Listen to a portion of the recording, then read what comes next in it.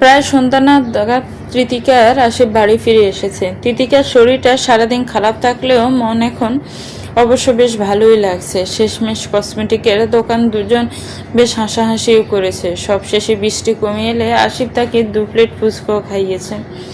দুজনকে খুশি মনে বাড়ি ফিরতে দেখে আমিনা নিজেও অনেক খুশি হলো। যাক, আজ রাতেই সে আসল কথাটা দুজনকে জানিয়ে দেবে। আর যেহেতু তিতিকার এখানে থাকার জন্য একটাই ঘর আছে, সেক্ষেত্রে আসিফ একটু পরেই এখান থেকে চলে যাবে।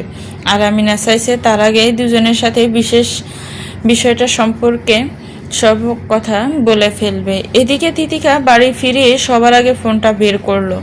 তার বাজে একটা স্বভাব আছে, এখানে আসার আগে তার নিজস্ব কোনো ফোন ছিল না, আর এখন ফোন থেকেও যেন কোনো লাভ নেই। কেননা সে নিজের সাথে সর্বদা ফোন রাখলেও তা বেশিরভাগ সময় সাইলেন্ট মোডে থাকে। আর আজ সারাটা দিন একে তো ঘুমিয়ে কাটিয়েছে, আবার ফোনটাও রেখেছিল সাইলেন্ট মোডে। যথারীতি আদির শতবার ফোন করলেও সে কিছুই জানতো না। সে এছাড়া বাজারেও ঠিক একই ঘটনা ঘটেছে। শেষমেশ হুট করে তার মনে হয়েছিল হয়তো তার ফোন বাজছে, কিন্তু ফোন বের করলেও ফাঁসা থাকা আসিফের বাধায় তাকে ফোনটা পুনরায় নিজের ব্যাগেই রাখতে হয়। আসিফের সে তখন কসমেটিক্সের দোকানে কিছু প্রয়োজনীয় জিনিস কেনাকাটা করছিল, এবং তা আসিফের বিশেষ একজনের জন্য। তিতিকা আজ আসিফের একটা গোপন কথা জেনেছে। আসিফ তাকে তার প্রিয়তমা সম্পর্কে তিতিকাকে জানিয়েছে। এটা শুনে তিতিকা তো শুরুতে বিশ্বাসই করতে পারছিল না। তার আসিফ ভাইয়ের মতো মানুষও কিনা রিলেশন করে, যদিও আসিফ তাকে মেয়েটার নাম পরিচয় সম্পর্কে কিংবা কোনো ছবি দেখায়নি, কিন্তু তিতিকে এই বিষয়টা জেনে খুব খুশি হয়েছে। তার আসিফ ভাই সত্যি একটা ভালো মানুষ, এবং আসিফের সেই প্রিয়তমার জন্যই মূলত তারা দুজন কসমেটিকের দোকানে অনেকটা সময় কাটিয়েছে। আসিফের তো মেয়ের পছন্দের বিষয়ে কোনো ধারণা নেই, তাই সুযোগ বুঝে সে তিতিকাকে নিজের সাথে নিয়ে গিয়ে কাজে লাগিয়েছে। এছাড়া সে তিতিকাকেও জোর করে টুকটাক নানান রকমের জিনিসপাতি কিনেও দিয়েছে। তিতিকে এসব ভাবনা বাদ দিয়ে এবার কল লিস্টটা চেক করলো। নিমিষে তার কপালে হাত পড়ল। আদির কম করে হলেও সারাদিনে 250-এর উপরে কল করেছে। তিতিকে বিস্ময়ে মনে মনে আওড়ায়, হে খোদা, এ লোক এমন কেন? তবে তিতিকে এক মুহূর্ত দেরি না করে দ্রুত আদিরকে ফোন করে, কিন্তু দুর্ভাগ্যবশত কল রিং হলে আদির কলটা রিসিভ করে না। তিতিকা বিষয়টা স্বাভাবিকভাবে নিয়ে পুনরায় কল করে, কিন্তু এবারও সে একই ঘটনা। নিমিষেই তিতিকার কপাল কুঁচকে যায়। মনের মধ্যে হাজারটা দুশ্চিন্তে এসে ভিড় জমে। আদির এতবার কল করেছে, আবার এখন কল ধরছেও না। আর আবার কিছু হয়ে যায়নি তো? তিতিকে এবারে যেন কিছুটা অস্থির হয়ে ওঠে। সে আদিরকে একের পর এক ফোন করেও কোনো লাভ হয় না।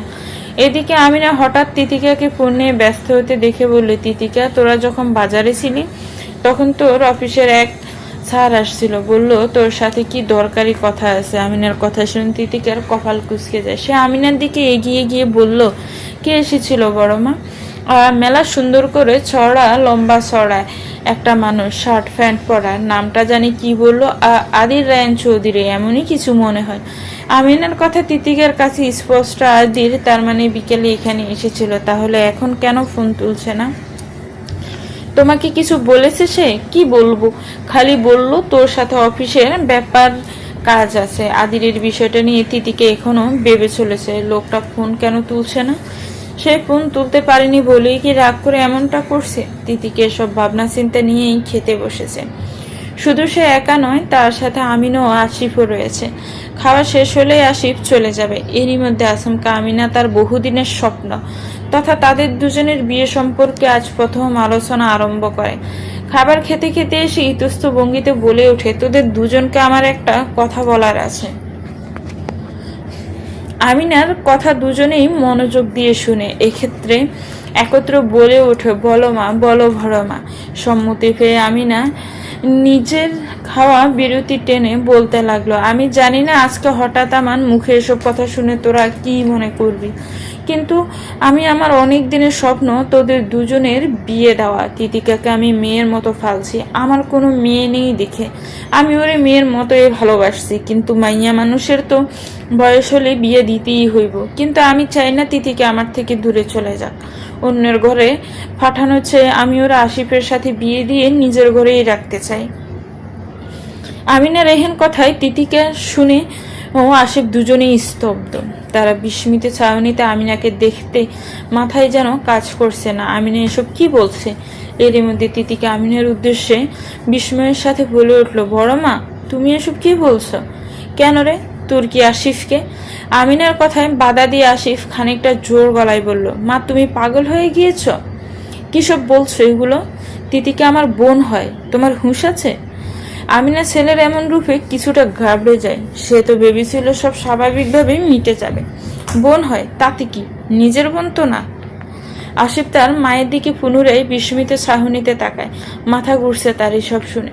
সে ভারী শ্বাস ফেলে আওড়ায়, মা, আমি জানি না তুমি কিসব স্বপ্ন দেখছো, তবে একটা কথা স্পষ্ট করে জেনে রাখো, এসব কোনোদিনও সম্ভব না। আমিনা এবার আরো বেশি ঘাবড়ে যায়। ছেলে তার এমন আচরণ করছে কেন? কি হয়েছে বাপ, কেন সম্ভব না? তুই তোর মায়ের কথা শুনবি না? আমিনার এমন নমনীয়তায় আসিফ দীর্ঘশ্বাস ফেলে নিজেকে স্বাভাবিক রেখে জোর গলায় বলে, এ কারণেই সম্ভব না, কারণ আমি একজনকে ভালোবাসি, আর বিয়ে করতে হলে শুধুমাত্র তাকেই করব। আর আমি তৃতিকাকে শুধুমাত্র নিজের বোন মনে করি। তাই তুমি যা চাইছো তা কখনোই সম্ভব না। নিমিষে চারপাশের আবহাওয়া বদলে যায়। আসিফ কিনা অন্য কাউকে ভালোবাসে, তার ফেটে ধরা ছেলে, অথচ সে কিছুই জানতো না। এ যেন অবিশ্বাস্য ব্যাপার। নিমিষেই দুজনের মাঝে নানান তর্ক বিতর্ক শুরু হয়। ছেলে আর মায়ের মাঝে এ যেন এক বিশাল সংঘর্ষ চলছে। অথচ তিতিকা ফাঁসি স্তব্ধ হয়ে বসে থাকে, শুধু নীরব দর্শকের ন্যায় ভূমিকা পালন করছে।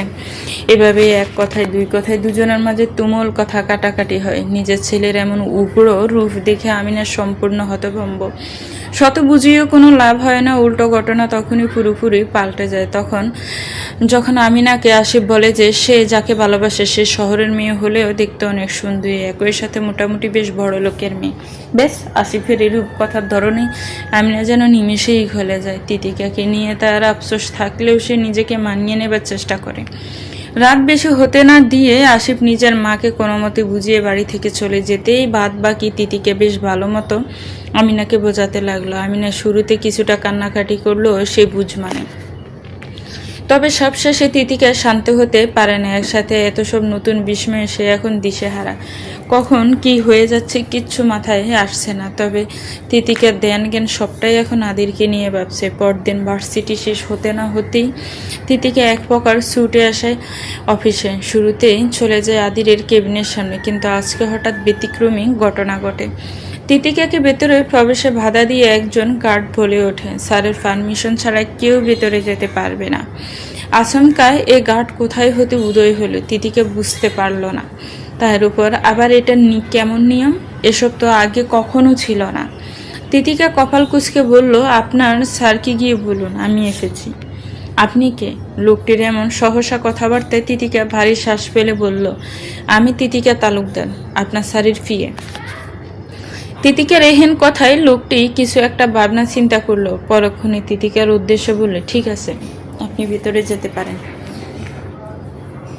তিতিকা ভারী শ্বাস ফেলেন দরজা ঠেলে প্রবেশ করে। আদির প্রচণ্ড গাম্ভীর্যের সাথে ডেস্কে থাকা এক গাদা ফাইল চেক করছে, একই সাথে কিছুক্ষণ পর পর হাসি কাশি দিয়ে চলেছে, যা দেখে তিতিকার কপাল কিঞ্চিত কুঁচকে যায়। সে বেশ উদ্বিগ্নতার সহিত তার দিকে এগিয়ে যায়। এদিকে মাথা উঁচিয়ে চোখের সামনে তিতিকাকে দেখতে আদিরের গাম্ভীর্যতা আরও বেশি দৃঢ় হয় এবং তিতিকাকে অবাক করে দিয়ে সে আচমকা জোর গলায় ডেকে ওঠে, অনেক অনেক। তার কাণ্ডে তিতিকা হতভম্ব হয়ে দাঁড়িয়ে থাকে। অন্যদিকে রুমের বাহির হতে অনেক তথা সেই গাড়ি সে ভেতরে প্রবেশ করে। আচমকা আদিরের এবার রাগান্বিত রূপে সে বেশ ঘাবড়ে যায়। স্যার, কিছু হয়েছে? তোমাকে আমি কি বলেছিলাম আমার পারমিশন ছাড়া যেন এখানে কেউ না আসে?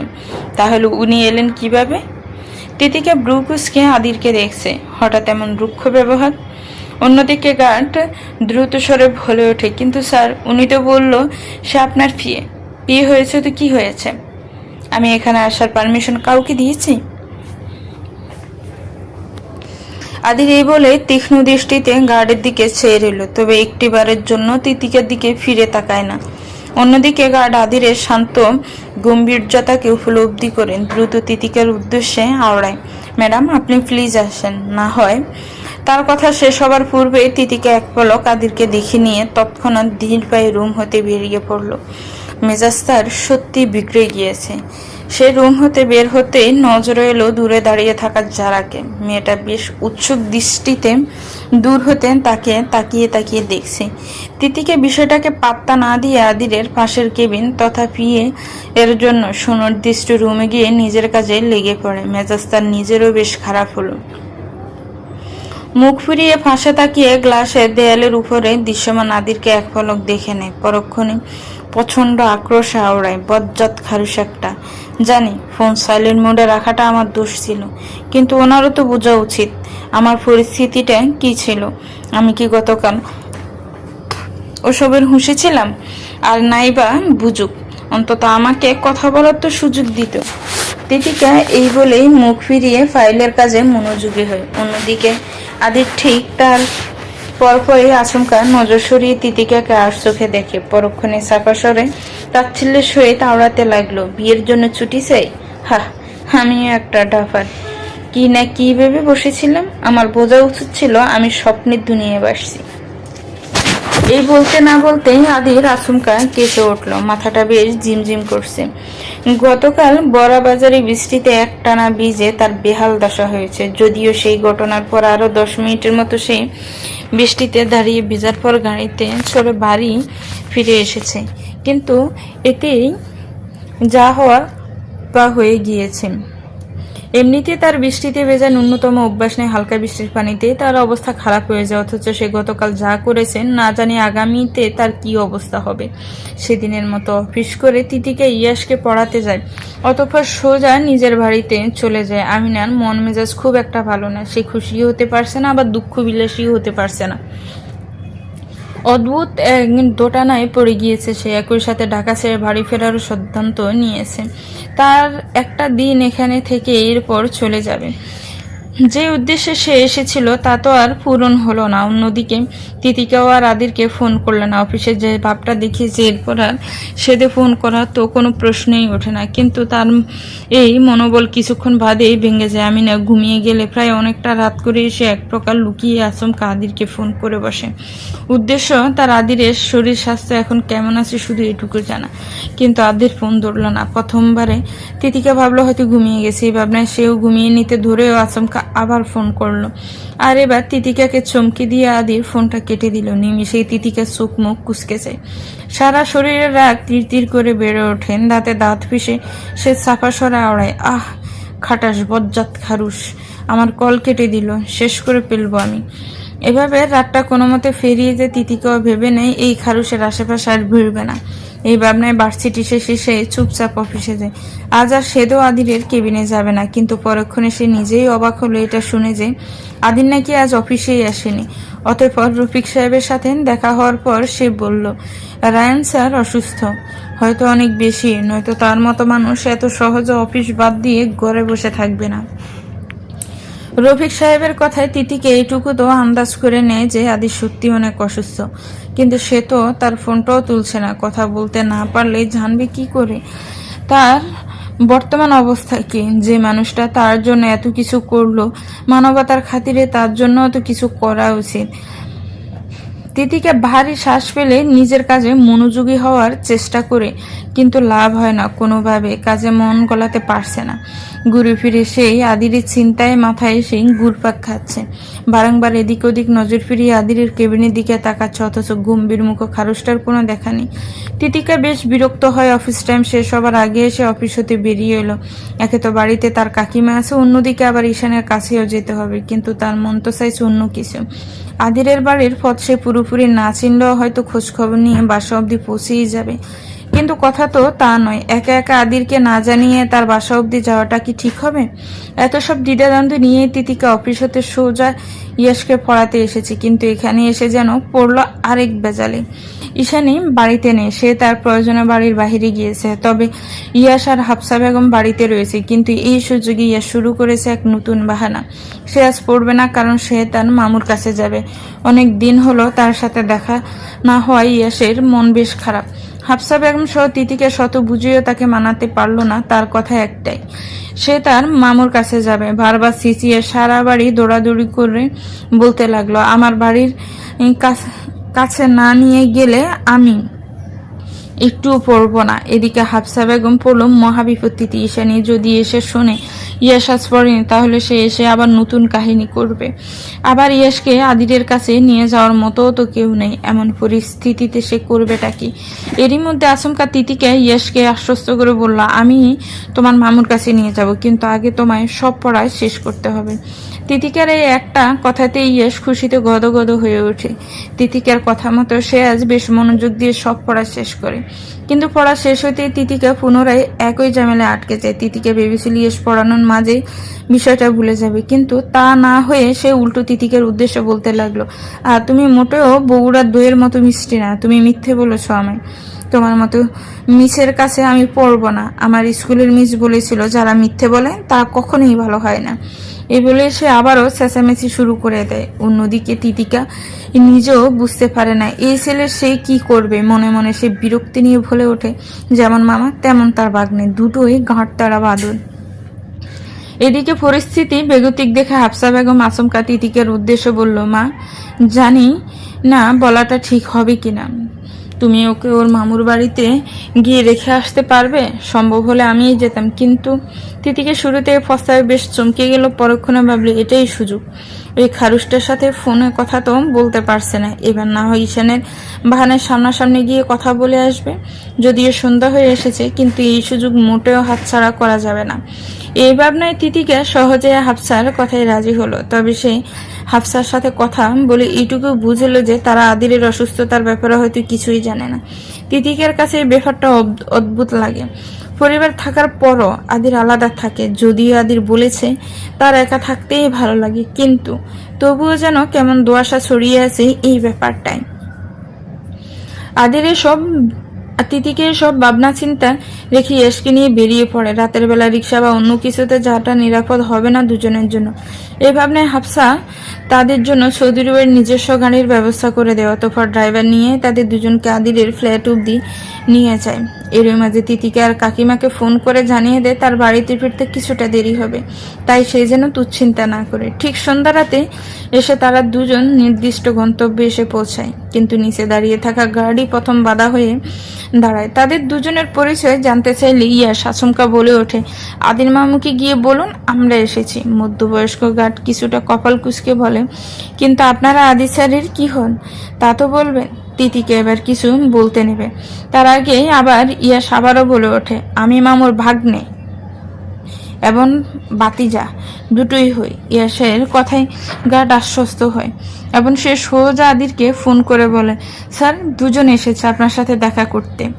গার্ডের কথার প্রত্যুত্তরে এক গম্ভীর কণ্ঠস্বর ভেসে এলো, কারা এসেছে? গার্ড তিতিকা আর ইয়াসকে অদ্ভুত নজরে এক ফলক দেখে নিয়ে বলল, আপনার বাগ্নে বাতিজি। বাগ্নে অব্দি ঠিক ছিল, কিন্তু বাতিজিটা কে? তিতিকা নিজেকে একবার দেখে নিয়ে কেসে উঠল।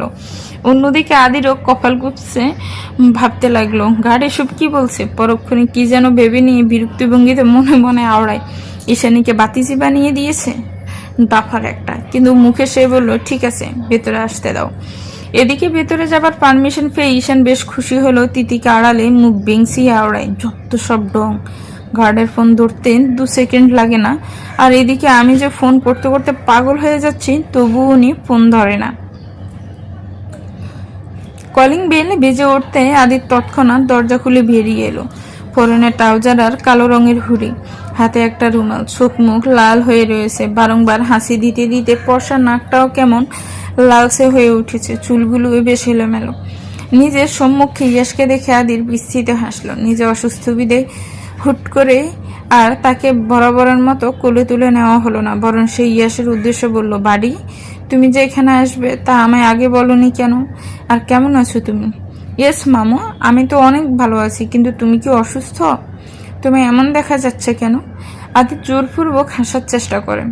বাসার ভেতরের দিকে এগিয়ে যাওয়ার উদ্দেশ্যে পা বাড়িয়ে আওড়ায়, ওই একটু বৃষ্টিতে ভিজে ঠান্ডা লেগে গিয়েছে। বাই দা ওয়ে, তোমার মাম্মাম কোথায়?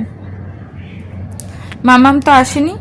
আদির এক প্রকার চমকে পেছনে ফিরে তাকায়। ইয়াসকে সন্ধিয়ান দৃষ্টিতে চেয়ে দেখে বলল, ঈশানী আসেনি? তাহলে তুমি কার সাথে এসেছো? আদিরের কথা শেষ হতে না হতে দরজার পাশ হতে আচমকা তিতিকে বেরিয়ে আসে। আদিরকে এক প্রকার চমকি দিয়ে বলে ওঠে, আমার সাথে। আদির তিতিকার মুখশ্রীর দিকে বিস্ময়ের দৃষ্টিতে তাকিয়ে থাকে। এদিকে ইয়াসও বিস্তৃত হেসে বলো, ওই তো মিস তেতকা, সরি মিস রসগোল্লার সাথে। ইয়াসের কথা আদির নিরুত্তর থেকে তিতিকার উদ্দেশ্য বলল, আপনি এখানে? তিতিকে নিজেকে স্বাভাবিক রেখে বিস্তৃত হেসে টানা স্বরে বলল, আসসালামু আলাইকুম রহমতুল্লাহি ওয়া বারাকাতু। আপনি ভালো আছেন স্যার? আসসালামু আলাইকুম রহমতুল্লাহি ওয়া বারাকাতু। আপনি ভালো আছেন স্যার? তিতিকার অতিরঞ্জিত ভাগভঙ্গিতে আদির দাঁতে দাঁত চেপে চুপচাপ রইল। এদিকে নিচ হতে আদিরের হাঁটুর সমান ইয়াস বলে উঠল, তুমি কি আমার মিসকে ভুলে গিয়েছো মামু? উনি কিন্তু অনেক ভালো। তিতিকে এক পলক ইয়াসকে দেখে নিয়ে পরক্ষণে আদিরের দিকে তাকিয়ে সাফা স্বরে বলল, আমাকে কি আর এত সহজে ভোলা যায়? ঘাটতাড়াদের ঘাড় না মোটকে দিয়ে তো আমি ক্ষান্ত হই না প্রিয়। তিতিকার সম্পূর্ণ কথাটায় দাঁতে দাঁত ফিসে হেসে হেসে আওড়ায়। যথারীতি ইয়াস তাতে কিছুই না বুঝলেও আদির ঠিকই কোনো মতে বুঝে যায়। সে চোয়াল শক্ত করে কিছু বলবে, তার পূর্বে তিতিকে ইয়াসকে ঠেলে ভেতরে প্রবেশ করে এবং আদিকে জোরপূর্বক সরিয়ে দিয়ে সোজা দরজা লাগিয়ে দেয়। অতঃপর ইয়াসের উদ্দেশ্যে তড়িঘড়ি করে বলল, ইয়াস তুমি জানো তোমার মামুর ঘরে বড় একটা টিভি আছে, ওখানে অনেক সুন্দর কার্টুন হয়। তিতিকার এহেন কথায় ইয়াসের কপাল কুঁচকে যায়। সে স্বাভাবিক স্বরেই বলে, হ্যাঁ তা তো জানি আমি, কিন্তু আপনি কি করে জানেন মিস? আপনি কি মামুর বাড়িতে এর আগেও এসেছিলেন? তিতিকা ইয়াসের কথায় কেসে ওঠে, মনে মনে বিরক্তি ও হতাশার সাথে আওড়ায়। আজকালকার বাচ্চাগুলো আন্ডা থেকে বের হওয়ার আগেই থেকেই পেকে যায়, অথচ সে সম্পূর্ণ স্বাভাবিক থেকে মুখে বলল, না আমি তা বলছি না, টিভি তো সবার বাড়িতেই থাকে। তো তুমি গিয়ে একটু কার্টুন দেখো, তোমার মামুর সাথে আমার একটু কথা আছে। বড়দের কথাই তো ছোটদের থাকতে হয় না, তাই না? তিতিকার কথা ইয়াস বেশ বুঝদারের মতো মেনে নিয়ে ভেতরের দিকে এগিয়ে যেতে লাগলো। তবে কি যেন ভেবে পুনরায় পেছন ফিরে তাকিয়ে বলল, কিন্তু আমার মামুর সাথে আপনার কি কথা আছে মিস? আমি তো আপনার সব কথা শুনি, সব পড়া ঠিক মতো পড়ি। তিতিকা আবারও হতাশ হলো, তবুও সে স্বাভাবিক স্বরে বলল, না না, তুমি তো আমার ব্রিলিয়েন্ট স্টুডেন্ট, তোমাকে নিয়ে কিছু বলার নেই। আমি যেমন তোমার মিস হই, তেমনি তোমার মামুও তো আমার স্যার হয়। তাহলে কি আমাদের দুজনের প্রয়োজনীয় কথা থাকতে পারে না? ও হ্যাঁ, মনে পড়েছে, নানু বলেছিল আপনি তো মামুর অফিসে কাজ করেন। আচ্ছা, আমি তাহলে কার্টুন দেখতে যাচ্ছি, আপনারা তাড়াতাড়ি চলে আসবেন। ইয়া সেই বলেই চলে যেতে তিতিকা ভারী শ্বাস ফেলে। পাশে ঘুরে আদিরের দিকে ফিরতেই দেখে সে বেশ গাম্ভীর্যের সাথে বুকে হাত গুজে দাঁড়িয়ে রয়েছে। তার তীক্ষ্ণ দৃষ্টি সম্পূর্ণ তিতিকার দিকে নিক্ষিপ্ত। তিতিকা ঠোঁট বেজে ইতস্ত ভঙ্গিতে আওড়ায়, এভাবে তাকিয়ে আছেন কেন?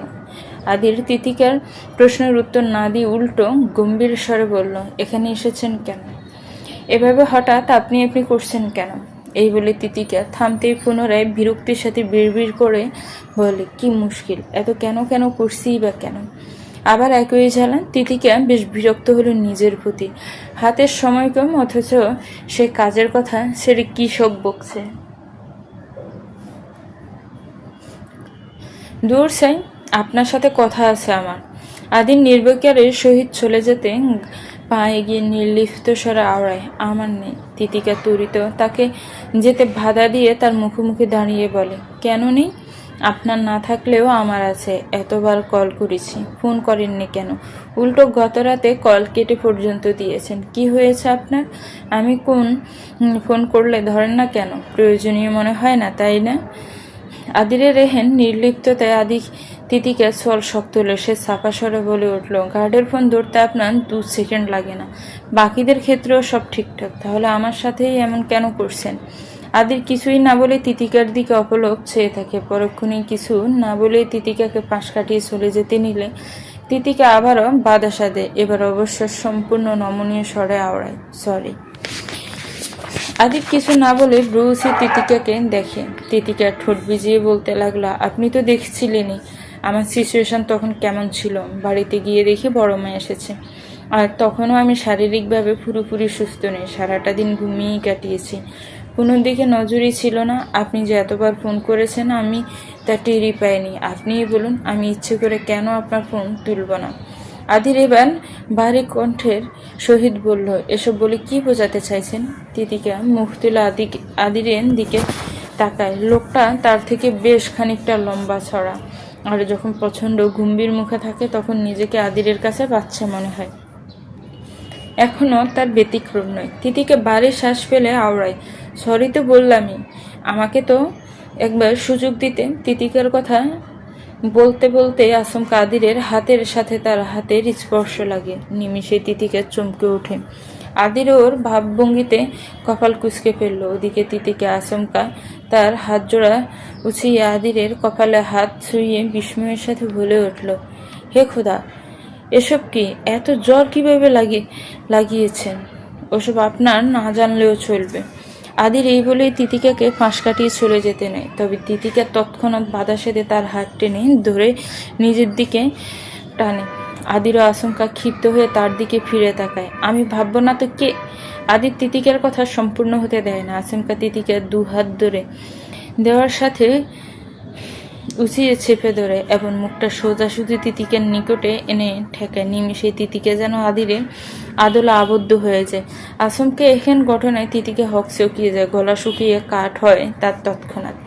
অথচ আদির সম্পূর্ণ নির্বিকার, চোখে মুখে অদ্ভুত এক ক্ষিপ্ততা রইল। তিতিকের ন্যায় সে মোটেও কোনো বিশেষ অনুভূতিতে জাগ্রত নয়। আদির আচমকা চাপা সরে আওড়ায়, মিস তিতিকা তালুকদার, আপনি এসব ড্রামা বন্ধ করলে আমি খুশি হব। তিতিকা বেশ অবাক হয় আদিরের এমন ব্যবহারে। সে সরি সহ কারণ বলার পরও এমন ক্ষিপ্ততায় সে বেশ অবাক হলো। তিতিকা অস্ফুট স্বরেও আওড়ায়, ড্রামা মানে? আপনি?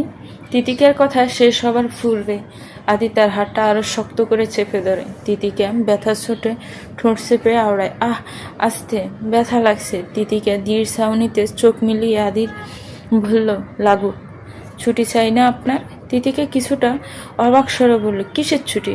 আমি কি এখানে আপনার কাছে অফিসের ব্যাপারে কথা বলতে এসেছি? তো কিসের জন্য এসেছেন? বিয়ের দাওয়াত দিতে? তিতিকার কপাল পুনরায় কুঁচকে যায়। মাথায় ঢুকছে না এ লোকের হয়েছেটা কি। শুনেছে অতিরিক্ত জ্বরে মানুষের মাথা খারাপ হয়ে যায়। মনে হয় এনারও এমন কিছুই হয়েছে। তিতিকে এরূপ ভাবনাতেই বলে ওঠে, কিসের বিয়ের দাওয়াত? আপনি পাগল? জাস্ট শাট আপ প্রীতি, ড্রামা করতে নিষেধ করেছি আমি। এবার তিতিকাও বেশ ক্ষিপ্ত হয়।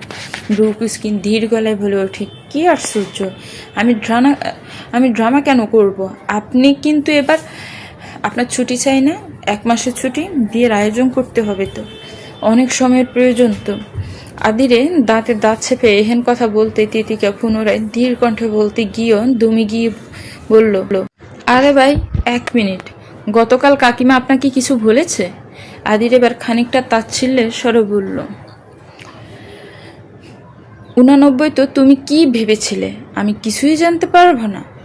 এবার তিতিকা আশ্বস্ত হইল, কিন্তু মুহূর্তে সে চোখ মুখ শক্ত করে আদিরের উদ্দেশ্যে জোর গলায় বলে উঠল, হাত ছাড়ুন আমার। আচমকা তিতিকা রেহেন তেজ দেখানোয় আদির কপাল কুচকে আরো শক্তভাবে হাত চেপে ধরে। এই পর্যায়ে তিতিকার দাঁতে দাঁত পিষে আওড়ায়, আপনার সমস্যা আছে? সাধুই কি আপনাকে আমি খারুশ বলি? তৃতি। আদির কিছু বলার পূর্বেই তিতিকা আচমকা নিজের কপাল দিয়ে আদিরের কপাল বরাবর সজোরে ঠিস মেরে বলল, কিসের তৃতি? কাকিমার কথা শুনে আমার বিয়ে নিয়ে নাচানাচি শুরু করেছেন, অথচ আমার সাথে কথা বলারও প্রয়োজন মনে করেননি। একবারও জানতে চেয়েছেন আদৌ বিয়েতে আমি রাজি কিনা, বিয়েটা আমি করছি কিনা? এইবার আদির ক্ষণিকের জন্য চমকায়। কপালে কিছুটা ব্যথা লাগলেও সেসবে সে মাথা ঘামায় না। কিছুক্ষণ তিতিকার ক্ষিপ্ত মুখশ্রীর দিকে তাকিয়ে থাকার পর পরক্ষণেই আবার আদির চাপা স্বরে বলতে লাগলো, তাহলে এতবার ফোন করার পরও ফোন ধরনি কেন? জানো তোমার জন্য চিন্তা করতে করতে আমার কি অবস্থা হয়ে গিয়েছিল? মানলাম সারাদিন ঘুমিয়েছিলে তাই ফোনের দিকে নজর ছিল না, কিন্তু বাজারেও যখন একইভাবে আমি ফোন করে গেলাম তখন তুমি কি করেছো? আমার চোখের সামনে তুমি ফোন কেটে দিয়েছিলে। এখন এটাও অস্বীকার করতে পারবে তুমি? তিতিকে তৎক্ষণাৎ জবাব দিতে গিয়েও থমকায়, কিছু একটা ভেবে নিয়ে তো সন্ধিয়ান স্বরে আওড়ায়, বাজারে আপনি ছিলেন, লুকিয়ে লুকিয়ে আমায় ফলো করছিলেন? কি আশ্চর্য! আমি কেন লুকিয়ে লুকিয়ে তোমায় স্টক করতে যাব? ভরা বাজারের মাঝ রাস্তায় বৃষ্টিতে দাঁড়িয়ে তোমার তামাশা দেখছিলাম বলেই তো আমাকে এখন ঠান্ডা লাগিয়ে ঘরে বসে থাকতে হচ্ছে। তিতিকে আবারও বিস্মিত। তার মানে আদির এই অকাজ করেছে বলেই জ্বর ঠান্ডা লেগেছে, অথচ একবার তার সামনাসামনি কথা বলার প্রয়োজন মনে করেনি। এই ভাবনায় সে মনে মনে আওড়ায়, কতটা বজ্জাত খারু সেটা। অন্যদিকে আদির পুনরায় নিজের মতো বলতে লাগলো, এখন চুপ করে আসো কেন? ভেবেছিলে কিছুই জানবো না আমি, তাই তো? আর তুমি ওই ছেলের সাথে যাতা। হুস, বেশি বোঝেন আপনি। আসিফ আমার বড় ভাই, সম্মান দিয়ে কথা বলবেন। আমি কোনো সম্মান দিতে যাব না, আমি তাকে চিনি আর না আমাকে তো চেনে। তাহলে সম্পর্কের খাতিরে সে আপনারও বড় ভাই।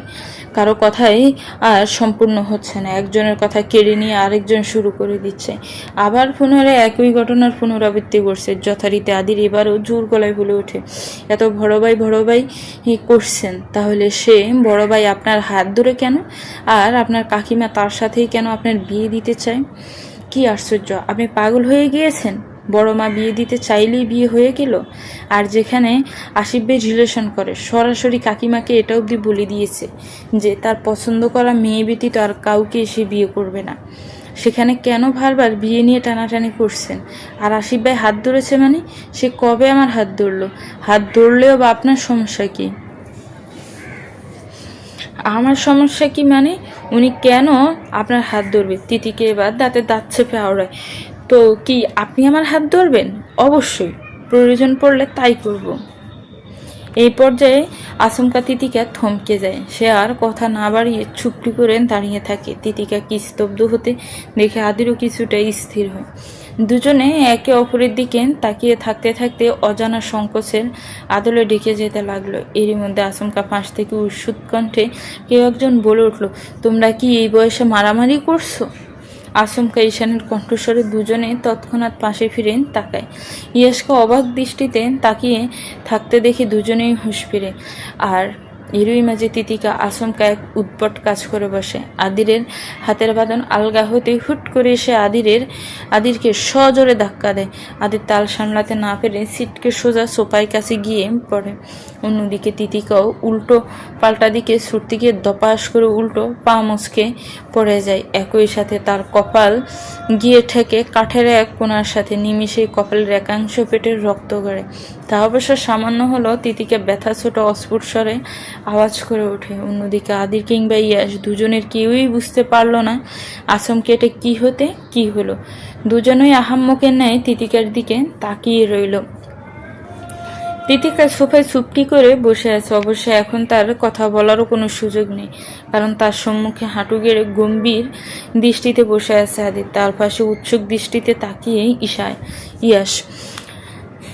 আদির তিতিকার কপালের ক্ষতস্থানে তুলো দিয়ে রক্ত পরিষ্কার করে হাতে ছোট একটা ব্যান্ডেজ টাইপ লাগিয়ে দেয়। এইটুকু সময় তিতিকে চুপচাপ থাকলেও পা দিয়ে পরক্ষণেই যেন মহাবিপত্তিতে পড়ল। পুরো পাটায় যেন মটকে গিয়েছে, কোনো মতে স্বাভাবিকভাবে হাঁটতে পারছে না। এদিকে আদির এবার তিতিকার পা ছুতে নিলে তিতিকা এক প্রকার চমকে উঠে বলল, এই কি করছেন? আদির কপাল কুঁচকে বলল, কি করছি? আপনি আমার পা ছুঁচ্ছেন কেন? আদির এবার কড়া স্বরে জবাব দেয়, তা পা না ধরলে স্প্রে কীভাবে লাগাবো? আর সবচেয়ে বড় কথা, এভাবে রিয়েক্ট কেন করছো? তিতিকা আদিরকে এক পলক সে ইতস্ত স্বরে বলো, আপনি আমার বড় তো মানে বড় হয়ে ছোটদের এবার পা ধরাটা ঠিক না। তিতিকা আমতা অভিব্যঙ্গিতে আদির গম্ভীর স্বরে বলল, চুপচাপ বসে থাকুন। এই বলে এসে তিতিকার পা টেনে নিজের হাঁটুতে ঠেকিয়ে স্প্রে লাগানোর জন্য হাত বাড়ায়। আর অমনি তিতিকা পুনরায় বিস্ময়ে বলে ওঠে, আরে আবারও তিতিকার কথা শেষ হওয়ার পূর্বে আদির এক প্রকার ধমকের স্বরে বলল, জাস্ট শাট আপ, চুপচাপ বসে থাকতে বলেছি। আবার পাকনামি করতে এলে সোজা মেরে ফেলবো। নিমেষে তিতিকা মনে মনে ক্ষিপ্ত হয়ে আওড়ায়, কিছু হলেই মেরে ফেলার হুমকি দেয়। আল্লাহ জানে এ কোনো জেল থেকে পালিয়ে আসা ফাঁসির আসামি টাসামি কিনা।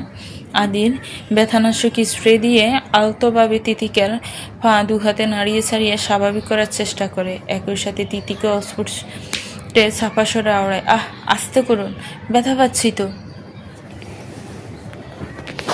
আদির দাঁতে দাঁতে ফিসে তিতিকার দিকে মুখ তুলেছে, ভাবভঙ্গি এমন যেন তিতিকাকে আস্ত চিবিয়ে খাবে।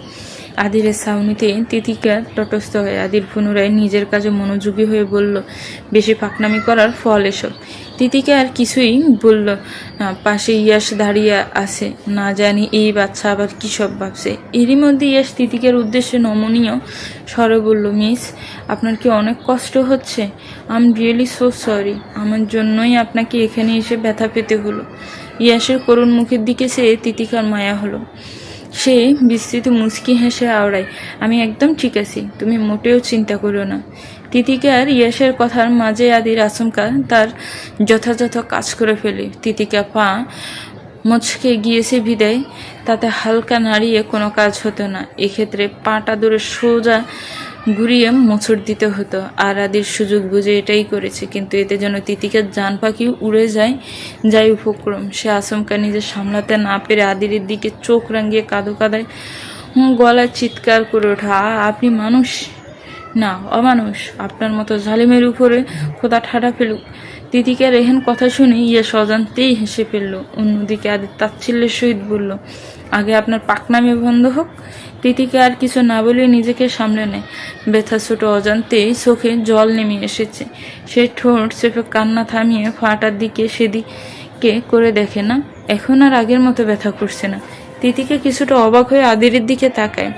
আদির মৃদু হেসে আওড়ায়, কি দিনকাল পড়লো, রুগী দেখতে এসে মানুষ নিজেই রুগী হয়ে যায়, আর পরে সেই রুগীকে আবার রুগী ইশারায়। তিতিকার কথা বাড়ায় না, আলতোভাবে মিনমিনিয়ে বলে ধন্যবাদ।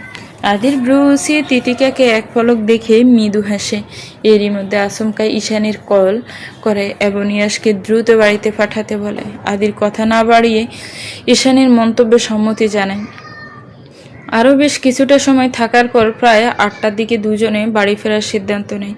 ইয়াসের জন্য তো নিচে ভাড়ির গাড়ি রয়েছে, কিন্তু চিন্তা হলে তিতিকাকে নিয়ে। আদিরের মতে পাকনামি করে সে আবারও একা যেতে চাইছে, কিন্তু তিতিকার মতে এই সময় তেমন কিছুই হবে না। আর রাতের বেলায় গাড়ি করে কিংবা অন্য কারোর সাথে বাড়ি গেলে যদি তার কাকিমা সন্দেহ করে, তাহলে তো আবার নতুন সমস্যা। মূলত যাবার আগ মুহূর্ত দুজনের এসব নিয়ে কথা কাটাকাটি হচ্ছে। আমি বললাম তো কিছুই হবে না আমার, আমি একাই যেতে পারবো। তিতিকার কথায় ন্যূনতম তোয়াক্কা না করে আদির পুনরায় বলল, বেশি কথা বলবে না, আর পাকনামি তো একদমই করবে না। প্রতিবার মাতাব্বরি করো দেখেই তোমার এই অবস্থা। তিতিকা দাঁতে দাঁত চেপে বলল, আগে যা হওয়ার হয়েছে, এখনো আপনাকে বাচ্চা পাবেন নাকি? মোটেও না, তুমি বাচ্চা না, বাচ্চা। আদিরের ভাবলেছিন জবাবে তিতিকার ইচ্ছে হলো ঘুষি মেরে আদিরের সরু নাকটা ফাটিয়ে দিয়ে একই সাথে সে মনে মনে ভিড় করে আওড়ায়, না কুচো খারুস। এদিকে আদির পুনরায় কথা বলতে নিলে আচমকা কেসে উঠল, জ্বরটা হয়তো বাড়ছে, মাথাটাও বেশ জিমজিম করছে। আদির আর বেশি কথা না বাড়িয়ে খানিক নমনীয় স্বরেই বলল, জেদ করো না তিতি, ইয়াসের সাথে যাও, ড্রাইভার তোমায় বাড়ি পৌঁছে দেবে। এবার তিতিকার এসব হতে ধ্যান সরে গিয়েছে। সে আচমকা আদিরের উদ্দেশ্যে নমনীয় স্বরে আওড়ায়, আপনার কি খারাপ লাগছে? আদির তিতিকার উৎসুক দৃষ্টির দিকে তাকিয়ে আনমনে মৃদু মুচকি হাসে। তাকে আশ্বস্ত করে বলে, কিছু হয়নি আমার। তিতিকার কপালে কিছুটা চিন্তার বাস। সে পুনরায় একই স্বরে বলল, আপনি নিজের প্রতি হেয়ালি করা বন্ধ করুন, নিজের প্রতি যত্নশীল হন। তিতিকার কথায় আদির মৃদু তাচ্ছিল্যের সহিত হেসে বলে, আমি হেয়ালি করি? এতগুলা বছর একা থেকে স্বীকৃতি, এসবে অভ্যস্ত আমি। আমার চিন্তা না করে তুমি বরং তোমার চিন্তা করো। যে খামখেয়ালি জীবন তোমার, ঘুমাতে নিলেও আমার দুশ্চিন্তা হয়। তিতিকার কথা বাড়ায় না। সে আদিরকে নিয়ে ভাবছে। কেন যেন মনে হচ্ছে রাতের মধ্যে আদিরের পরিস্থিতি খারাপ হতে পারে, যদিও সে এমন কিছু কখনোই চায় না। কিন্তু মস্তিষ্ক হতে তো দুশ্চিন্তা আর কমছে না। তবুও তিতিকা বাসা হতে বেরিয়ে যেতে না পারায় ইয়াস ইতিমধ্যে ড্রাইভারের সাথে নিচেও নেমে গিয়েছে। আপাতত ফোনে আদিরের অনুমতি ফেলে সেও চলে যাবে। তিতিকা শেষমেশ বাসার দরজার কাছে এসে দাঁড়িয়ে আদিরের উদ্দেশ্যে বলল, শুনুন, আমি আসছি, নিজের খেয়াল রাখবেন। আদির মৃদু হেসে মাথা ঝাঁকিয়ে বলে তিতিকে এই বলে সামনের দিকে ফিরেও পুনরায় ঘুরে আদিরের দিকে তাকায়। আবারও সেই চিন্তিত ভঙ্গিতে বলে ওঠে, বেশি রাত জাগবেন না, আর রাতে কোনো সমস্যা হলে আমায় ফোন করবেন। আদির ভ্রু উঁচিয়ে বলে, এতে কি হবে? এতে কি হবে মানে? আমি জানতে তো পারবো আপনি ঠিক আছেন কিনা। যদি শোনো আমি ঠিক নেই তাহলে কি করবে? আদিরের নিষ্প্রিয় বলা কথাতেও তিতিকার অস্বস্তি বোধ হয়। সেই ইতস্ত ভঙ্গিতে কিছুক্ষণ স্তব্ধ মূর্তির ন্যায় দাঁড়িয়ে থাকা আদিরকে দেখে নিয়ে আবারও চলে যেতে পা বাড়ায় এবং আবারও সে পিছনে ঘুরে ফিরে তাকায়। আদির এবার অজান্তেই কিঞ্চিত হেসে ফেলল। অন্যদিকে তিতিকা পুনরায় একই ভঙ্গিতে বলল, নিজের প্রতি যত্নশীল হন, নিজের ঠিক মতো খেয়াল রাখবেন, ঠিক আছে? আদির তিতিকার দিকে অপলক চেয়ে রয়েছে। সে কথা বলে থামতে আদির নিষ্প্রিয় বলল, তৃতি থেকে যাও। এই পর্যায়ে আদিরের এহেন নির্বিকার অভিব্যক্তিতে তিতিকা চমকায়। তবুও সে অনিমেষেই বলে ওঠে, বাড়িতে বড় মা রয়েছে, তাকে কিছু বলে আসিনি। আগামীকাল সকালে সে চলে যাবে, তখন না হয় আমি আসছি। তিতিকা আর কথা অসমাপ্ত রেখে এবার সম্পূর্ণভাবে দরজার সীমা অতিক্রম করে। অন্যদিকে আদির আচমকায় তাকে আবারও থামিয়ে বলল, তিতিকা তৎক্ষণাৎ থেমে আদিরের দিকে ছাতকের ন্যায় ফিরে তাকায়। আদির আনমনে নির্বিকারে হেঁটে এগিয়ে এসে তার মুখোমুখি হয়ে দাঁড়ায়। পরক্ষণে পাশের সেলফের ভেতর হতে একটা চাবি বের করে তিতিকার দিকে এগিয়ে দিয়ে বলল, এটা নাও। তিতিকা উৎসুক দৃষ্টিকে চেয়ে বলে, এটা কি? এই বাসার এক্সট্রা চাবি। আদিরের নির্লিপ্ত অভিব্যক্তিতে তিতিকা কিছুটা অবাক হয়। সে খানিক দ্বিধার স্বরে বলে, কিন্তু?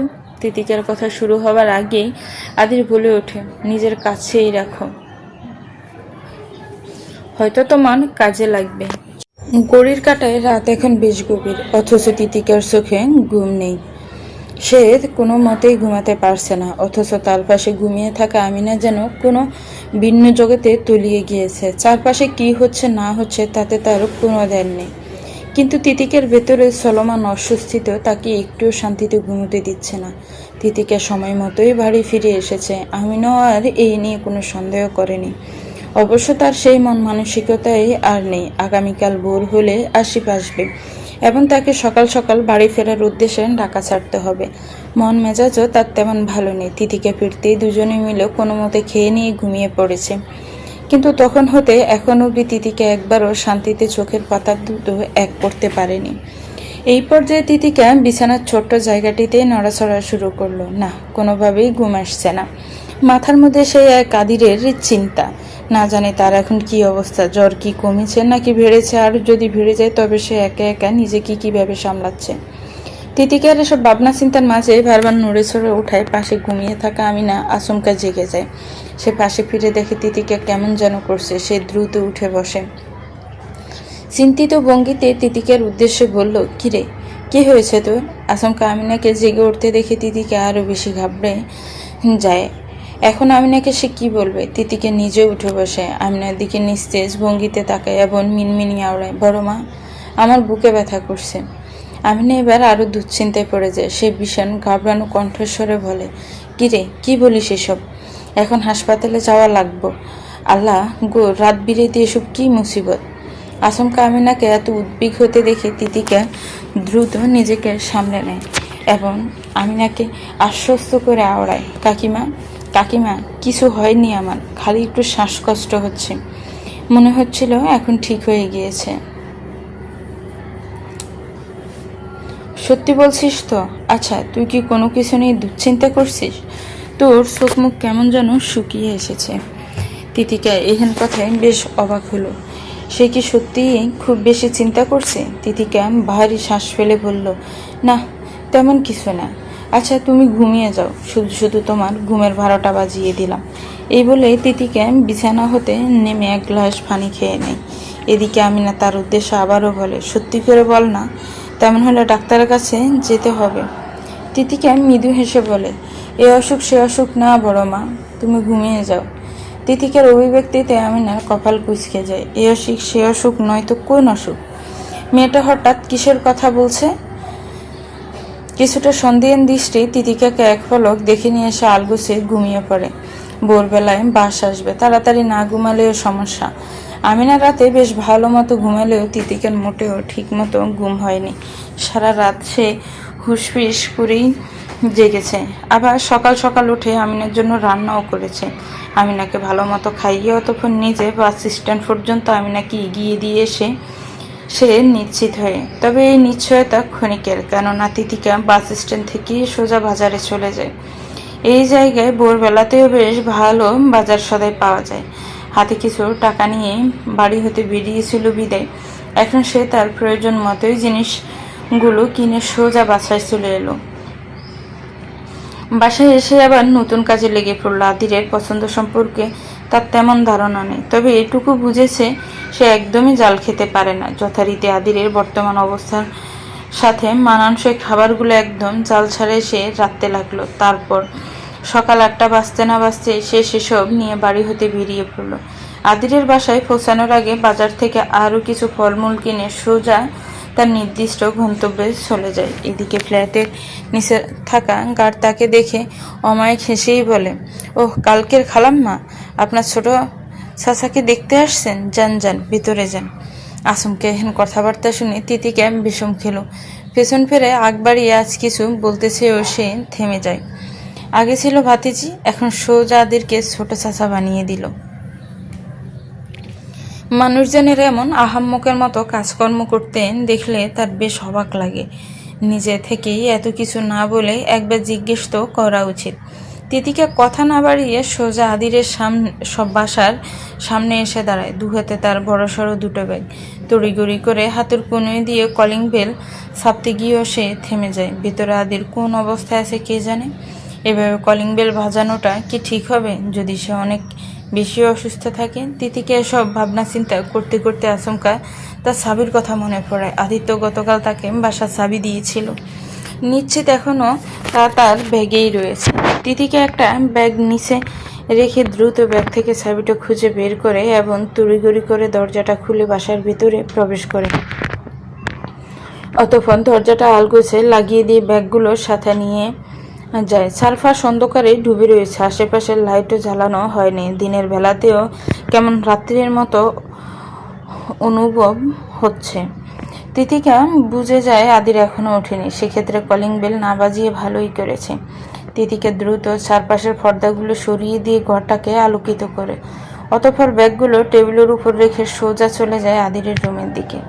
রুমের দরজাটা লাগানো। তিতিকার খানিক সংকোচ বোধ হচ্ছে, তবুও সে দরজাটা আলগোছে ঠেলে দিয়ে মাথা উকি দিয়ে ধীর আওয়াজে বলল, আপনি ঠিক আছেন? কথা বলতে বলতেই তিতিকার নজর আদিরের দিকে পড়ে। নিমিষে সে খানিক ঘাবড়ে যায়। আদির বিছানার এক কোনায় গুটিয়ে শুয়ে আছে। দূর হতে দেখে মনে হচ্ছে যেন সে কাঁপছে। তিতিকা ধীর পায়ে তার কাছে এগিয়ে যায়। আদিরের পাশে অনিমেষেই বসে পড়ে। তার উদ্দেশ্য বলল, কি হয়েছে আপনার? বেশি খারাপ লাগছে? এই বলতে না বলতে তিতিকা আদিরের গায়ে কপালে হাত ছুঁয়ে দেখে। নিমিষে বিস্ময়ে তার চোখ ছানা বড়া। সে প্রচণ্ড ঘাবড়ানো কণ্ঠস্বরের সহিত আওড়ায়, হাই খোদায়, এত জ্বর! আর আশেপাশে উনি একা একা কিভাবে থাকেন? দুদিন বাদে এভাবে মরে পড়ে থাকলেও তো কেউ জানবে না। তিতিকা আশেপাশে খেয়াল করে দেখে জ্বর কমানোর জন্য আশেপাশে কোনো জলপট্টিরও ব্যবস্থা নেই।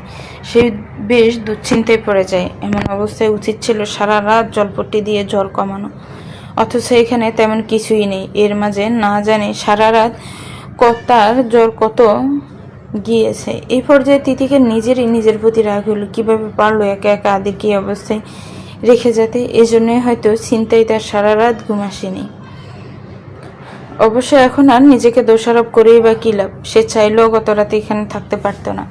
তিতিকার এই সকল বিষয়ে ভেবে সময় নষ্ট করতে চাইল না। সে দ্রুত পায়ে রুম থেকে বেরিয়ে গেল। আদির এখনও চোখ খোলেনি। হয়তো অতিরিক্ত জ্বরের কারণে ঠিকঠাক নিজের হুঁশেই সে নেই। কিছুক্ষণের মাঝেই তিতিকা নিজেই খুঁজে খুঁজে একটা বড়সড় বাটিতে পানীয় ছোট তোয়ালি নিয়ে হাজির হলো। আদিরের পাশে চুপটি করে বসে তার কপালে জলপট্টি রাখে। এভাবে বেশ কিছুক্ষণ সময় নিয়ে জলপট্টি রেখে গরম হলে পুনরায় পানিতে ভিজিয়ে ঠান্ডা করে নেয় এবং আবারও আদিরের কপালে সযত্নে রেখে দেয়। এভাবে প্রায় অনেকক্ষণ সময় অতিক্রম হলে তিতিকে খেয়াল করলো আদিরের জ্বর অনেকটাই কমে এসেছে। সে এতে অস্বস্তিতে শ্বাস ফেলল। যদিও আদির এখন অবধি চোখ খুলে তাকে দেখেনি, কেননা জ্বর কমতে না কমতে আদির সোজা ঘুমের ঘোরে হারিয়ে গেল। অন্যদিকে তিতিকা কাবার থেকে আরও একটা কম্বল বের করে আদিরের গায়ে মুড়িয়ে দেয় এবং নিজে আলগোছে রুম থেকে বেরিয়ে পড়ে। প্রায় 1.5 হতে 2 ঘন্টা পর সূর্যের আলো পুরোপুরি পর্দা ভেদ করে কক্ষের ভেতরে প্রবেশ করে এবং তা এসে সরাসরি লাগে আদিরের মুখ বরাবর। এতে তার ঘুমের ব্যাঘাত ঘটেছে। সে কিছুক্ষণের মধ্যে আড়মোড়া ভেঙে ঘুম থেকে জেগে ওঠে। আদির বিছানায় হেলান দিয়ে বসে মাথাটা জিমজিম করছে। যদিও এখন গায়ে তেমন জ্বর নেই, কিন্তু তার কপাল কুঁচকে গিয়েছে। ঘরের চারপাশে নজর বুলিয়ে কিছু একটা গরমিল লাগছে। আদির সন্ধিয়ান দৃষ্টিতে আশপাশ তাকিয়ে দেখার পর আচমকায় গম্ভীর স্বরে ডাকে, তিতিকা, তুমি কি এসেছো? এই বলে আদিন দরজার পানে ছাতকের ন্যায় চেয়ে থাকে, কিন্তু কোনো সাড়া শব্দ না পাওয়ায় সে বাড়ির শ্বাস ফেলে দরজা হতে নজর সরিয়ে নেয়। মাথাটা নুইয়ে আনমনি এসে তাচ্ছিল্যের সহিত মৃদু হেসে ফেলে, কিন্তু কিছুক্ষণের মাঝে তাকে চমকে দিয়ে কেউ ঘরের ভেতর প্রবেশ করে। আদির মুখ তুলে সেই ব্যক্তিটির দিকে তাকাতে বিস্মিত হয়। তিতিকা একটা ট্রেতে করে তার জন্য কিছু খাবার নিয়ে আসছে। আদিরকে তাকাতে দেখে সে মুচকি হেসে বলে, এখন কেমন লাগছে? জ্বর কমেছে? এই বলতে না বলতে তিতিকা ট্রেটা পাশেই টেবিলের উপর রেখে আদিরের সম্মুখে বসে পড়লো এবং আসমকে আদিরের কপালে হাত ছুঁয়ে বলল, যাক, জ্বর কমেছে তবে। এই বলে সে হাতটা সরিয়ে নেয়। এদিকে আদির এখনো তাকে অবাক চোখে নিষ্ফল নজরে তাকিয়ে তাকিয়ে দেখছে। কিছুটা সময় নিয়ে আদি তিতিকার উদ্দেশ্যে বলল, কখন এসেছো? এই তো প্রায় অনেকক্ষণ আগেই। ভেতরে এলে কি করে? আদিরের তীক্ষ্ণ অভিব্যক্তিতে তিতিকা মৃদু হেসে বলল, ভুলে গেলেন? গতকালই না আপনি আমার বাসার চাবি দিয়েছিলেন? আচ্ছা, আপনি তো বলেছিলেন চাবিটা আমার কাজে লাগবে। তা আপনি কি জানতেন যে আমি সকাল সকাল এখানে চলে আসব? আদির এক মনে তার দিকে তাকিয়ে থাকে, কিন্তু কোনো জবাব দেয় না। উত্তর না পেয়ে তিতিকে ইতস্ত বোধ করে নজর সরিয়ে নেয়। এরই মধ্যে সে খেয়াল করে আদির নজর ফিরিয়ে ঘড়ির দিকে তাকাচ্ছে। নিমিষে তার কপাল কুঁচকে যায়। সে খানিকটা সন্দিহান স্বরে আদিরের উদ্দেশ্যে বলল, আপনি কি কোথাও যাওয়ার চিন্তা ভাবনা করছেন? আদিরের নির্বিকারে বলে, অফিস যেতে হবে। নিমিষে তিতিকে চোখ মুখ শক্ত হয়। সে চোয়াল শক্ত করে আদিরের উদ্দেশ্যে বলল, খবরদার, কোথাও যাবেন না আপনি। তিতিকা রেহেন অভিব্যক্তিতে আদির বেশ অবাক চাহনিতে তার দিকে তাকায়। ততক্ষণে তিতিকা বেশ ক্ষিপ্ত স্বরে বলতে শুরু করেছে, এভাবে তাকিয়ে কি দেখছেন? সারা রাত জ্বর গিয়েছে আপনার। থাকেন তো একা একা, আবার নিজের যত্ন ঠিকঠাক মতো নিতে পারেন না। জানেন, আপনার টেনশন আমার সারা রাত ঘুম হয়নি। সকাল সকাল কাকিমাকে বাস স্ট্যান্ডে পৌঁছে দিয়েই আবার বাজারে গিয়েছি। এরপর জিনিসপত্র কিনে নিয়ে সকাল সকাল কষ্ট করে আপনার জন্য রান্না পর্যন্ত করেছি। পরে আবার এখানে এসে দেখি আপনি জ্বরে কাঁপছেন, অথচ সামান্য জলপট্টি দেওয়ার মতো আশেপাশে কেউ নেই। আমি ঘন্টাখানেক ধরে জলপট্টি দিয়ে দিয়ে জ্বর কমিয়েছি, আর এখন একটু সুস্থ হয়েই আপনি বলছেন অফিসে যাবেন। একদমে সবগুলো কথা বলার পর তিতিকা শান্ত হলো। এদিকে আদির বিস্ময়ের নজরে তাকে দেখে চলেছে। তিতিকা থামতে সে ধীর স্বরে আওড়ায়, তৃতি। আদির কিছু বলার আগে তিতিকে পুনরায় ক্ষিপ্ত স্বরে বলে ফেলল, একটা কথাও বলবেন না, নয়তো সোজা মেরে ফেলবো। নিমিষে আদির নিঃশব্দে হেসে ফেলল। নির্বিকারে সে তিতিকের উদ্দেশ্যে বলল, মিস্ত্রে তো কা, আপনি কি আমার কথা আমাকেই ফিরিয়ে দিচ্ছেন? ফিরিয়ে দেওয়ার কি আছে? যা আমার তা তো আপনার, আর যা আপনার তা তো আমারই। তিতিকার এহেন কথা বলতে না বলতে থমকে যায়। অন্যদিকে আদির ভ্রু উঁচিয়ে তার দিকে চেয়ে থাকে। তিতিকা দ্রুত কথাটা ঘুরিয়ে নিয়ে বলল, অত কথা না বলে দ্রুত খাবার খেয়ে নিন, ওষুধ খেতে হবে। তিতিকার কথা শুনে আদির আর কিছু না বলেই বিছানা থেকে উঠতে লাগলো। আর অমনি তিতিকা তার পা উঠিয়ে আদিরের এক পাশ আটকে দিয়ে বলল, কি হচ্ছে? বললাম তো আমি আজকে কোথাও যেতে দেব না আপনাকে। আদির তার পাশে তিতিকার ঠেকানো পায়ের দিকে তাকিয়ে রয়েছে। সে কিছু বলছে না দেখে আদিরের নজর অনুসরণ করে নিজেই নিজের পায়ের দিকে তাকায়। অমনি তার হুঁশ ফিরে এবং দ্রুত গতিতে পা নিচে নামিয়ে ইতস্তস্বরে আওড়ায়, সরি। আদি সেসব তোয়াক্কা না করেই বলল, কোথাও যাব না, ওয়েট করো, আগে ফ্রেশ হয়ে আসি। এই বলে সে তিতিকাকে আশ্বস্ত করে ওয়াশরুমে চলে যায়। এদিকে তিতিকা নিজের কাজকর্মে নিজেকেই দোষারোপ করতে থাকে। আদির চুপটি করে বিছানায় এসে বসেছে, অন্যদিকে তিতিকা ট্রে হতে খাবার নামিয়ে তার হাতে ধরিয়ে দেয়। আদির এক পলক খাবারগুলো দেখে পুনরায় ট্রের দিকে তাকায় এবং কিছুটা কপাল কুঁচকে বলে, এসব কি তুমি এনেছো? মনে তো হচ্ছে না, এগুলো আমার বাসায় ছিল। তিতিকা আনমনে উত্তর দেয়, এবার খেয়ে দেখুন। জানি জ্বরের মুখে খেতে হয়তো খুব ভালো লাগবে না, কিন্তু দ্রুত সুস্থ হতে না খেয়ে উপায় নেই। অবশ্য চিন্তা নেই, খাবারে একদমই জাল দিইনি আমি। আদির পুনরায় ভারী শ্বাস ফেলে বলল, এত কষ্ট কেন করছো? কি আশ্চর্য, এখানে কষ্টের কি আছে? আপনিও তো আমার জন্য কম কষ্ট করেননি। যদি আমার দেখভাল করা আপনার দায়িত্ব হয়, তবে আপনার দেখভালের দায়িত্ব তো আমার, তাই না? তিতিকার হাসি মুখে বলা অভিব্যক্তিতে আদির প্রশান্তিতে শ্বাস ফেলে, অতঃপর হাত বাড়িয়ে চামচটা হাতে নিয়ে পুনরায় আচমকা তা রেখে দেয়। তার এহেন কাজকর্মে তিতিকার কপাল কুঁচকে যায়। সে উৎসুক দৃষ্টিতে এক পলক আদিরকে দেখে বলে, কি হয়েছে? কোনো সমস্যা? আদির নির্বিকারে তার দিকে চেয়ে নিষ্ক্রিয় বলল, খাইয়ে দাও। আদিরের এহেন অভিব্যক্তিতে তিতিকা চোখ ছানা বড়া, সেই বিস্ময়ের নজরে আদিরের দিকে তাকিয়ে থাকে। আদির পুনরায় নির্বিকারে বলল, তুমি যখন অসুস্থ ছিলে তখন দায়িত্ব অনুযায়ী আমি তোমাকে খাইয়ে দিয়েছি, এবার তুমি তোমার দায়িত্ব পালন করো। কিন্তু তিতিকা বেশ অস্বস্তিতে পড়ে যায়। এবার কি করবে সে? তার এমন ইতস্ত ভঙ্গিমায় আদির কিঞ্চিত তির্যক হেসে বলল, ঠিক আছে, এমনিতেও আমার খিদে নেই, আমি বরং। এই বলে আদিরের উঠে যেতে চাইলে তিতিকা দ্রুত তাকে থামিয়ে দিয়ে বলল, এই থামুন, চুপচাপ বসে থাকুন, খাইয়ে দিচ্ছি আমি। তিতিকা বেশ ইতস্ত ভঙ্গিতে আদিরকে চামচের সাহায্যে খাইয়ে দিতে লাগলো, একই সাথে নিজেকে স্বাভাবিক রাখতে। আদিরের মনোযোগ সরাতে তার উদ্দেশ্যে বলল, আপনাকে একটা কথা বলার ছিল। আদির আর চোখে তিতিকাকে সে দেখছে। কেন? তিতিকা সম্পূর্ণ নজর খাবারের বাটিতে, তার সংকোচ বোধ এতই প্রবল যে ঠিকঠাক মুখ তুলে তাকাতে পারছে না।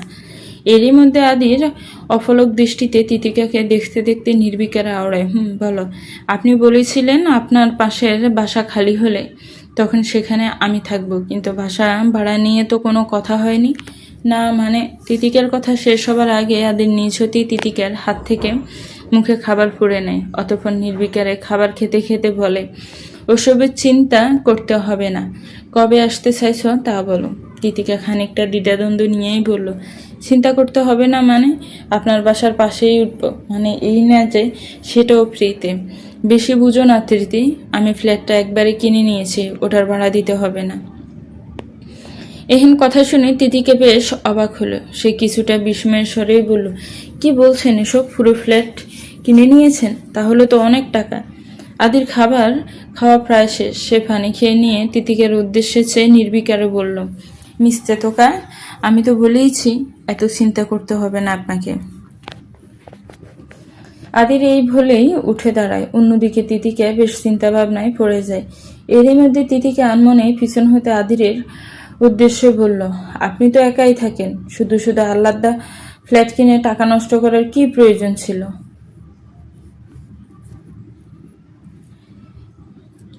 আদির নির্বিকারে উত্তর দেয়, চিন্তা নেই, পিছনে আমাদের ছেলে মেয়েদের কাজে লাগবে। তিতিকা আনমনে নিজের মতো ভাবনা চিন্তা করছিল। ফলাফল স্বরূপ সে আদিরের কথা ঠিকঠাক শুনতে পায় না, তবে যা শোনে তাতে সে বেশ বিস্মিত হয়। তিতিকা নিজেকে আশ্বস্ত করে পুনরায় আদিরের উদ্দেশ্যে বলল, জি কি বললেন আপনি? আদির তিতিকার এহেন অভিব্যক্তিতে পেছনে না ফিরেই মৃদু হাসে। আনমনে সে তিতিকার উদ্দেশ্যে বলল, কিছুই না। এই বলে এসে রুম থেকে বেরিয়ে যেতে যেতে পুনরায় তাচ্ছিল্যের সহিত নিঃশব্দে হেসে আওড়ায়, পাখনি একটা, সব সময় বেশি বেশি বুঝবে, অথচ আসল কথাটাই বুঝবে না। আজ সকালে সে বেশ সুস্থ বোধ করছে। তিতিকা হইতে বেশ স্বস্তি পেল। দুপুর অব্দি আদিরের দেখভাল করে সে তার বাসা হতে বেরিয়ে এলো। বিকেলে আবার আসতে হবে, তবে হয়তো সরাসরি এই বাসায় নয়, পাশেই একটা পার্ক রয়েছে। এই জায়গায় মানুষের কোলাহল বেশ কমই থাকে, আর সেখানেই বিকেলের দিকে যেতে হবে, কেননা আদির তাকে এই ঠিকানাটা দিয়ে বলেছে সে তার জন্য অপেক্ষা করবে। তিতিকা বাড়িতে পৌঁছে দ্বিধাদ্বন্দ্বে পড়ে যায় আদিরের কিনে দেওয়া জামা কাপড়ের তো শেষ নেই, বেশিরভাগই তার পরার সুযোগ হয়নি। এতগুলো সব সুন্দর সুন্দর জামার মাঝে আজ কোনটা পরে যাবে সে? আবার বাহিরের আবহাওয়া আজ তেমন ভালো না, হুট করে কেমন ঘুরে ঘুরে বৃষ্টি ঝরছে। আবার তাড়াতাড়ি তাকে রেডিও হতে হবে। বিকেল প্রায় হয়ে এলো বলে বেশি দেরি করা ঠিক হবে না। এরই মধ্যে তিতিকার নজর আচমকা একটা কালো রঙের ব্যাগের দিকে পড়ে। নিমিষে তার কপাল খানিক কুঁচকে যায়। এটা তো আদিরই তাকে দিয়েছিল, অথচ সে এটা এখন অবধি খুলেও দেখেনি। তিতিকার দেরি না করে দ্রুত ব্যাগটা খুলে দেখে। নিমিষে সে বিস্ময় চোখ চমকে ওঠে। শাড়ি! আদির তাকে শাড়ি দিয়েছে, তাও অদ্ভুত স্নিগ্ধ নীল রঙের শাড়ি, যাতে হালকা সাদা ও সোনালি শেডও মিশ্রিত হয়েছে। দেখেই বোঝা যাচ্ছে শাড়িটা বেশ দামি। আবার শাড়ির সাথে রেডিমেড ব্লাউজও রয়েছে। তিতিকে আগ্রহবশত নিজের সাথে মাপ দিয়ে দেখে একদম খাপে খাপ মিলে গিয়েছে। এতেও বেশ অবাক হলো।